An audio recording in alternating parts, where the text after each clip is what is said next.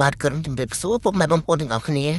គាត់ត្រឡប់មកជួប admin ម្ដងទៀតហើយតែថ្ងៃនេះគឺយើងមកជួប admin នៅដំណើរឆោតយូរមួយថ្ងៃដែលថ្ងៃទី1ខែ4 2016ថ្ងៃអញ្ចឹង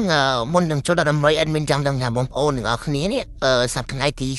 31នេះ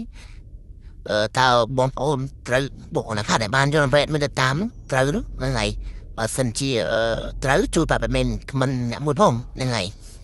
អូខេអញ្ចឹងដើម្បីយើងមកខាត់ពេលថាយើងចូលដល់តម្រុយថ្ងៃថ្មីអស់គ្នាហើយកុំភ្លេចជួយ subscribe ឲ្យអ្នកមួយផងណាអូខេអញ្ចឹងតោះដើម្បីថ្ងៃថ្មីរបស់យើងអញ្ចឹងសម្រាប់ខ្ទង់អស់ admin មាន2លេខដែរមាន30និងលេខ50ហ្នឹងសម្រាប់ខ្ទង់អស់ហ្នឹងហើយសម្រាប់2លេខ admin មានទីគ្នាដែរប្រាប់2លេខគឺមាន79 61និង28ហ្នឹងហើយ admin មានប៉ុណ្ណឹងហើយយកទៅគុណទៅ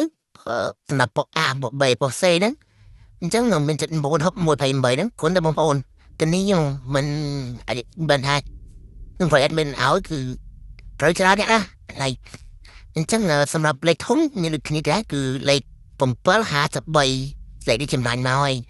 ហើយបងប្អូនទៅគុណទៅប៉ុក A ប៉ុក B ប៉ុក C ហ្នឹងហើយអូខេអញ្ចឹង admin មានតែប៉ុណ្្នឹងទេកុំភ្លេចជួយ subscribe ឲ្យអ្នកមួយផងណាអរគុណច្រើនជម្រាបលាបាយបា